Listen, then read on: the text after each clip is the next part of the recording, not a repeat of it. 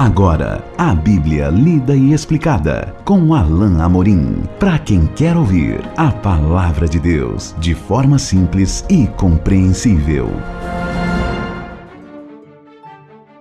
Olá, meu querido ouvinte, minha querida ouvinte. Estamos de volta com o programa A Bíblia Lida e Explicada. Eu sou o pastor Alain Amorim. Hoje nós vamos iniciar o nosso estudo no capítulo 10 do Evangelho de Mateus. Continuamos estudando versículo a versículo, pouco a pouco, o Evangelho de Mateus. Chegamos já ao capítulo 10 e eu espero que você já coloque aí a sua Bíblia aberta nesse Evangelho. No capítulo 10, nós vamos hoje estudar os primeiros 4 versículos. Diz assim, então, o texto da bendita Palavra de Deus. Tendo chamado seus 12 discípulos, deu-lhes Jesus autoridade sobre espíritos imundos para os expelir e para curar toda sorte de doenças e enfermidades. Ora, os nomes dos 12 apóstolos são estes: primeiro, Simão, por sobrenome Pedro, e André, seu irmão; Tiago, filho de Zebedeu, e João, seu irmão; Filipe e Bartolomeu; Tomé e Mateus, o publicano; Tiago, filho de Alfeu e Tadeu; Simão, o Zelote, e Judas Iscariotes, que foi quem o traiu. Jesus já havia começado a chamar os seus discípulos pouco a pouco. Nós vimos em alguns trechos já estudados anteriormente, aqui no nosso estudo do Evangelho de Mateus, que Jesus foi chamando pouco a pouco aos seus discípulos e chamou o próprio Mateus, que aqui é chamado de Levi, chamou a Pedro, seu irmão. E há algumas coisas interessantes que nós precisamos observar aqui no contexto do capítulo 10, porque Jesus está se preparando para falar dos discípulos, mas não especificamente dos 12 apenas. Aqui o próprio Mateus nos traz a lista dos nomes. Nós vamos falar um pouquinho deles, daqui a pouco você vai poder conhecer um pouco mais deles, mas nós entendemos também que nesse início do capítulo 10, Jesus começa a preparar o terreno para falar do discipulado, ou melhor, para continuar a falar do discipulado.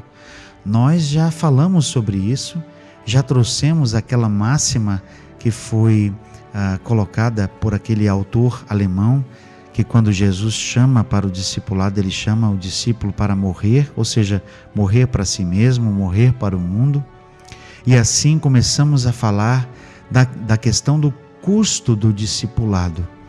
E aqui no capítulo 10, Jesus vai retomar esse tema, falando do ministério dos seus discípulos, falando da atividade dos seus discípulos, mas também falando de um modo geral para o aspecto do custo do próprio discipulado, e aí a perspectiva se abre para nós também, para mim e para você como discípulos de Cristo, e talvez para você que está me ouvindo e ainda não se tornou um discípulo de Cristo, mas é preciso lembrar, Jesus não floreou nada. Ele ensinou especificamente e diretamente os seus discípulos acerca dos custos, acerca de tudo o que envolvia seguir o próprio Jesus como mestre. Então, aqui o texto diz: tendo chamado seus 12 discípulos, deu-lhes autoridade sobre espíritos imundos para os expelir e para curar toda sorte de doenças e enfermidades.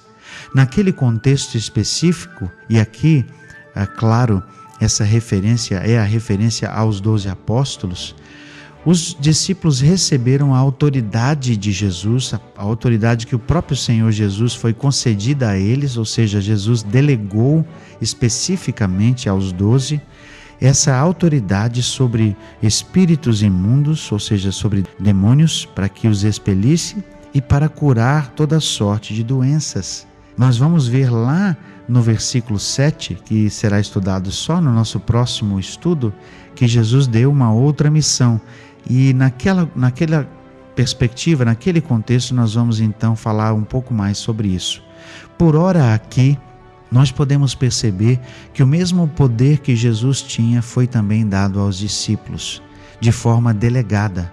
Ou seja, Jesus é que tinha esse poder. Ele outorgou a esses discípulos para que eles pudessem também exercer o ministério, exercer a tarefa que Jesus estava ali lhes dando. E aí então Mateus, antes de falar desse trabalho específico que os discípulos teriam, ele traz a lista dos nomes. E eu quero ler com você e falar um pouco acerca desses nomes. Em primeiro lugar, é interessante, e eu não sei se é possível visualizar dessa maneira na sua Bíblia, mas aqui na minha Bíblia, os nomes vêm em pares. Mateus colocou esses nomes em pares porque era um padrão desde cedo no ministério de Jesus. Ele nunca colocava o discípulo sozinho. Ele sempre colocou o discípulo com um outro para que eles saíssem 2 a 2 e pudessem fazer o ministério. Aqui, Jesus está preparando os discípulos para fazerem a obra que ele estava designando e ele os separa de 2 a 2.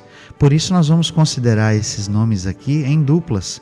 Então, o texto diz assim no versículo 2, ora, o nome dos 12 apóstolos são esses. Mateus, de uma forma muito proposital, troca aqui discípulos por apóstolos. Não porque ele estivesse já trabalhando o próprio título que os discípulos receberiam de apóstolos, né, como nós os conhecemos hoje, mas também por causa do sentido da própria palavra apóstolo. O que eu quero dizer com isso? É que no original, na língua grega, a palavra apóstolo significa aquele que é enviado. Mais especificamente, aquele que é enviado com uma missão. Ou seja, é certo que Mateus não estava aqui trazendo um mero título para esses discípulos. Nós não estamos falando aqui da hierarquia e nem tampouco trazendo algum tipo de posição para os discípulos. Mas Mateus certamente usou essa expressão para chamar o fato de que eles eram enviados e de que eles tinham uma missão. Daqui mais um pouco, quando no próximo programa estivermos falando da continuação desse texto, nós veremos que missão era essa. Mas por ora é interessante que Mateus tenha chamado os 12 de apóstolos, aqueles que são enviados com uma missão. Então ele diz, primeiro Simão, por sobrenome Pedro, e André, seu irmão. Mateus menciona aqueles que primeiro foram chamados. Esses homens eram pescadores, esses homens eram homens simples, muito novos. Um certo autor disse que, muito provavelmente, todos os discípulos de Jesus, à exceção de Pedro, tivessem uma idade muito tenra, talvez por volta dos 16 a 17.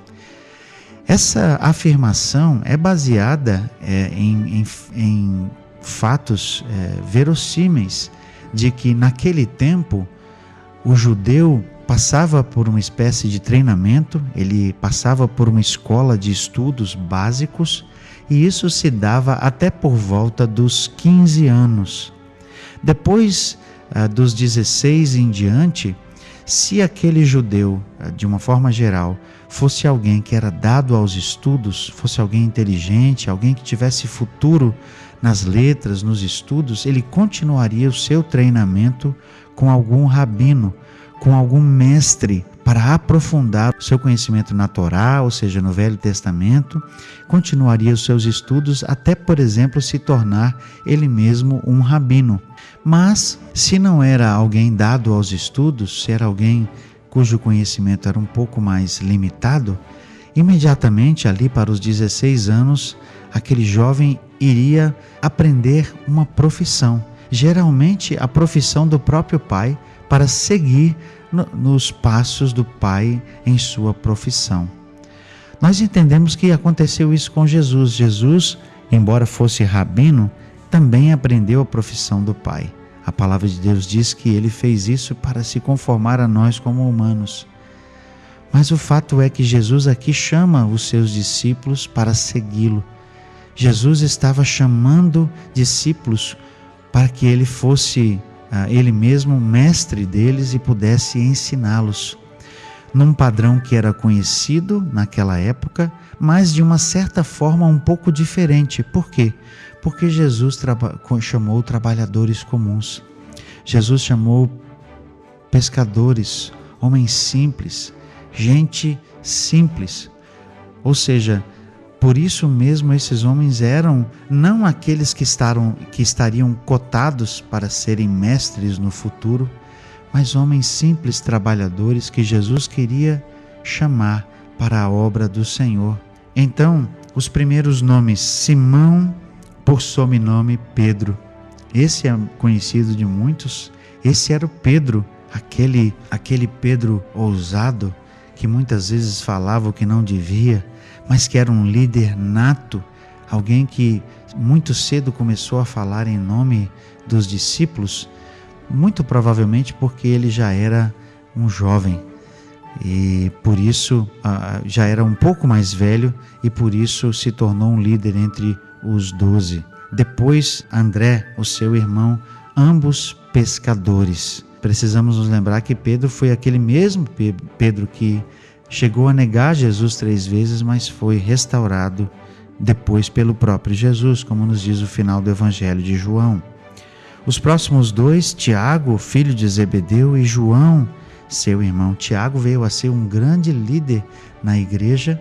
Tiago aqui foi martirizado mais cedo. Isso está registrado lá em Atos capítulo 12, na mão de um governador. Então esse não é o mesmo Tiago que está presente lá na frente, que escreveu uma das cartas. João era seu irmão.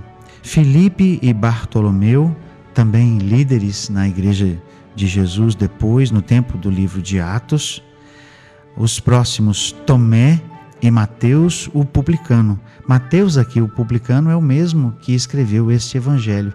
Era o Levi, que era coletor de impostos e que se converteu ao evangelho e foi chamado por Jesus. Tomé é aquele famoso Tomé que duvidou da ressurreição de Jesus e ficou muito conhecido por isso, porque ele duvidou e só depois, ao tocar o próprio corpo de Jesus, é que creu que ele havia ressuscitado. Chegando quase no final, Simão, o Zelote, Tiago, filho de Alfeu, e Tadeu. Esse aqui é o famoso Judas Tadeu, não é? O sobrenome era Tadeu, Judas era o nome, provavelmente só os íntimos é que o chamavam de Judas, mas ele é mencionado em Lucas no capítulo 6 como Judas. Tadeu aqui é o seu sobrenome. E por fim, a última dupla, Simão, o Zelote. Mateus adiciona essa expressão Zelote aqui, mas não quer dizer que Simão participava daquele grupo de zelotes que marcou um certo segmento de pessoas que eram contrárias ao império, mas que surgiu muito depois do tempo de Jesus. E, por fim, Judas Iscariotes, que foi aquele que traiu Jesus. Esses eram os 12 e nós vamos ver no nosso próximo encontro, no nosso próximo estudo, que Jesus deu-lhes uma missão específica. Mas até lá, que o Senhor te abençoe e te guarde. Acesse agora nossa plataforma e baixe os podcasts www.rede316.com.br. A Bíblia lida e explicada com Alain Amorim.